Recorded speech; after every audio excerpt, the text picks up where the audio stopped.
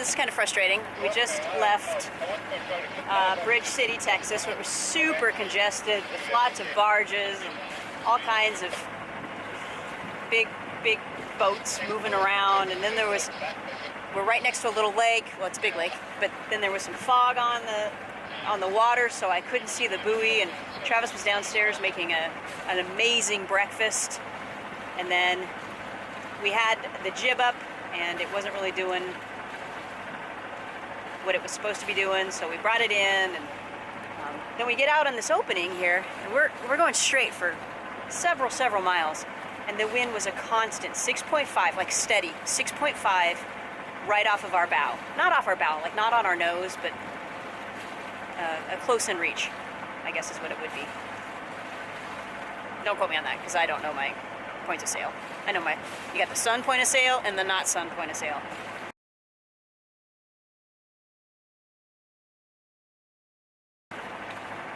So I told Travis, look, what a great experience. I'm going to put the head sail up myself. I'm going to put the jib up myself. So I throttled back on the boat, and now throttle up on the boat. And the wind has just now completely changed from where it was. We were going, I don't know, we had like 6 knots of wind, of apparent wind, and now we're down to like 4, 5 now.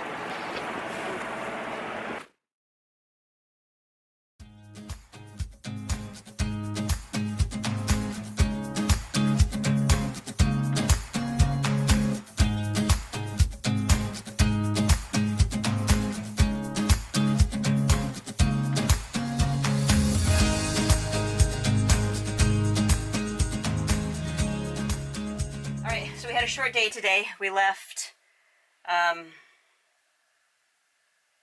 where were we at yesterday? Oh, Taylor Bayou Outfall. Yep, Taylor what Travis said. Taylor Bayou Outfall. There we go. And we left there this morning. We were expecting a little bit of fog, but luckily we didn't experience any until we got closer to Bridge City around 11 o'clock. And we made it here to Pavel Island around 1:45. It was a pretty quiet little easy-going day. Very, very slow, surprisingly. But that was okay. It was nice. It was quiet. At one point, we didn't have any traffic around us at all, and I raised the jib, or unfurled the jib by myself while Travis supervised. These are just things that need to be done. We need to both know how to do each other's main positions or main roles while we're under sail in case one of us gets wounded or I throw him overboard. That's really the more likely, exactly. So we just anchored at Pavel Island. It's a really weird area. The wind is blowing one direction and the current is going directly opposite, so the boat is kind of trying to figure out where it's at. But in the meantime, we've done some maintenance. We've topped off the fuel tank with about 7 gallons of diesel fuel, and it's going to give us a pretty good idea of how far we can travel with our fuel, because we hadn't really had a chance to figure that out yet. But what I'm going to do right now is check the bilge. This morning when we got up, there was quite a bit of moisture in the boat for numerous reasons. One, it's warmer in the boat than it is outside, and then you got 2 people breathing in here, and with the mosquitoes that we had last night, we weren't able to crack a hatch or open a window or anything, which we don't normally do anyway, but there was just a lot of extra moisture, so I really want to check the bilge just to see what it looks like. So this is what it looks like. It'll be a surprise for me too. Oh geez. Oh geez. That's pretty close to what it was when we left. Oh jeez. So you're okay with that? Can you hand pump it? The good news is that we're not taking on water. It's not full. Yeah. So, just with anchoring out now. This will be our 3rd night on anchor. Yeah. So pulling the anchor in twice and washing the foredeck down and all of that. There's going to be some that goes in, so that's going to add to it.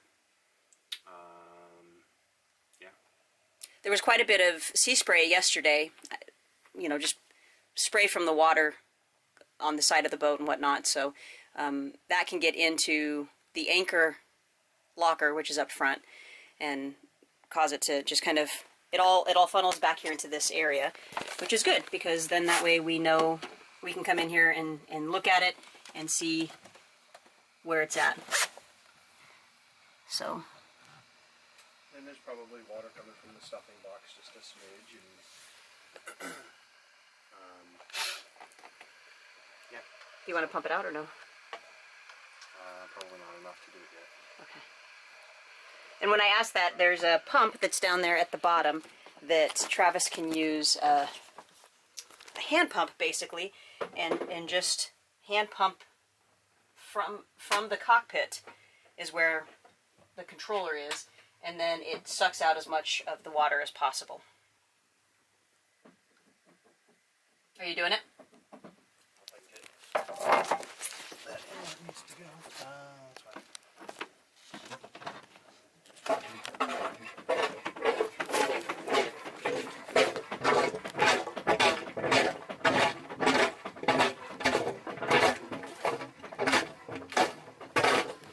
enough to make a suction. Nope. That's what she said. So there's a hose that runs down into there that is on kind of towards more of the middle of the boat, and then it comes up there, and then there's that hand pump that we can do that. Now, if we also have another pump that we can use, that we can, if this becomes an issue or we're just not comfortable with the amount of water that's in there, we have another hand pump that we can use, and then we can put that into the sink, and then we can use that macerator and then spit that water out. But our macerator has a little bit of a leak in it, so sometimes the water from the macerator comes back into the bilge. Not enough to be like counterproductive by any means, but We've got two electric bilge pumps. One that's automatic and one that's manual. and how do those work? The one bilge pump has a sensor in it, so when the water gets too high in the bilge, if you're taking on water for whatever reason, then it will kick on automatically and cycle the water overboard automatically.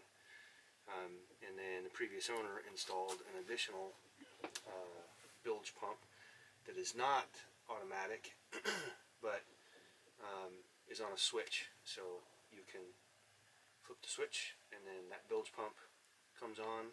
So you got two electric bilge pumps that can pump out if you're taking on water, and then we have this one back here that's a manual that can also assist in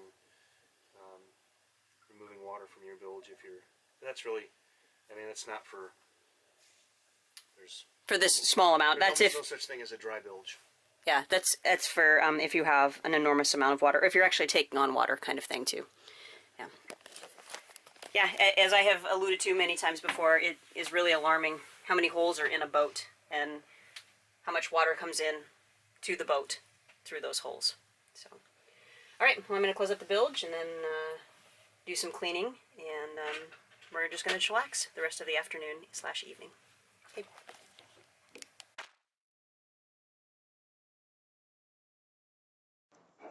This is one of several locks that we had to negotiate through in the ICW, and this one just opens up and allows us to go straight through. We did have to call on the radio, and again, this one we traveled straight through. This isn't an elevation lock like the two big ones that we were expecting to encounter. This one just kind of separates salt water from fresh water, just to make sure, apparently for the rice fields that are all around this area down there. One of the numerous bridges we had to traverse underneath was the Elander Bridge here. This is in Louisiana. We knew as we were approaching it that, first of all, you have to give them a 4-hour warning. So that way they can have somebody there to lift it up. Now, the entire bridge just lifts straight up. Now, they only probably lifted a few feet so that you can make it under. It's a 50-foot bridge, and you can see here on the right there's the scale, and you can see how it's probably a little higher than 50 feet right now with the water's a little low. But we had called ahead 4 hours, and we had told the guys that when we called, we got the security guard, and he said, "How long is your boat?" And so we said it's 37 feet. Well, what he really meant, or what we think he means, is how tall is your boat? Well, we have a 47-foot mast. So when we told them it was 37 feet, they weren't concerned about it because it would easily make it underneath the bridge. Well, in reality, we think what they wanted to know was how tall is your mast? So because we called 4 hours early, They weren't there when we showed up. So we called again as we approached the bridge and said we were there. And they said, oh, well, there was a misunderstanding, a miscommunication, and we're not going to have anybody there for 2 hours. Now, we already knew this was going to be a long day. So we kind of putzed around and we decided that we were going to try and give it a shot and go under this bridge. So here I am up at the front of the boat, watching precariously as Travis tries to go underneath this bridge as slow as humanly possible so that if we do bump the bridge with the mast, we're good. We ended up calling a tugboat that was coming through and asking the question, like, how tall is it really? And the guy said, it's 50 feet.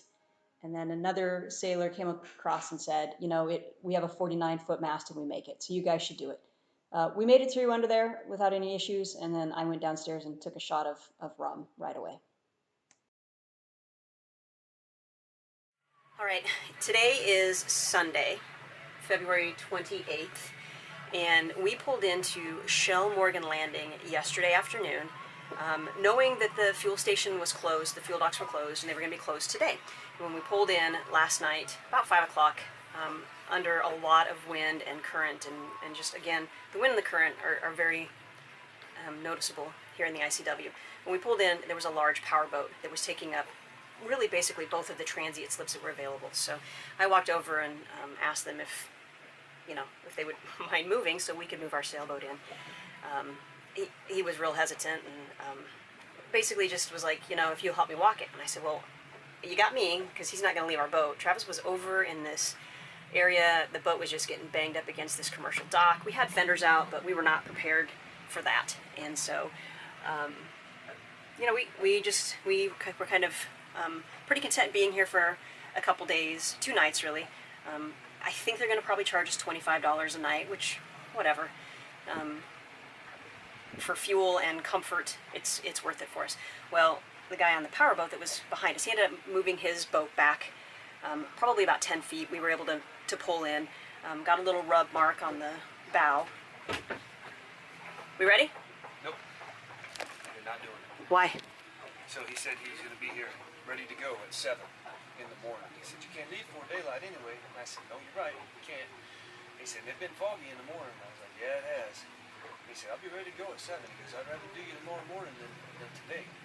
And you said, me too. I said, okay. I said, we'll see you at 7 in the morning. Okay. So, good. I guess. So now we'll work on walking the boat back. Okay. So we're going to take their spot, and then if somebody else comes in, if another powerboater comes in or whatever, they can figure out how to get into this spot. Because that just gives us more room to get out or maneuver in the morning. Yeah, I totally get you. So. Okay. So disregard my entire rambling about having to move the boat, being all nervous. It's less than ideal right now. So this is that seawall that I was mentioning in the previous clip. The boat, Travis had been sitting out on this wall with the boat for probably about 20 minutes while me and the guy on the powerboat negotiated who was going to move boats or how we were going to get things taken care of. So things are tied off. We've got the fenders out, but this was not an ideal place to be sitting. There'd been a few barges that had gone by, and it just kind of bashed the boat up against the side of the seawall there. But we're going to back the boat out. I've adjusted the speed because it took quite a while to get this whole thing done. But Travis is going to back out, and then you're going to see me running. I'm going to run all the way around to the other side so I can catch the boat when Travis does pull it in. And thankfully, the 2 people on the powerboat, they came out and helped us as well, so that helped just a little bit. But this was not an ideal situation for either one of the boats, and that's one thing that we would really like people to understand with this is this process, this ICW trip, is not ideal for pretty little fiberglass boats. This is definitely an industrial area. There's a lot of, there's tires on the wall, and that's what they're using as fenders. So it's not ideal for pretty little boats, but those fenders do really protect your boat, kind of. So Travis is bringing it in here. The guy did move his boat back, probably about 10 or 15 feet. And he's got bow thrusters that allow his boat to move easily, where we don't have that capability. But Travis brought this thing in just like a champ. I mean, it was a really small opening, real narrow, and he did a great job bringing it in. I was very happy to see how well he did.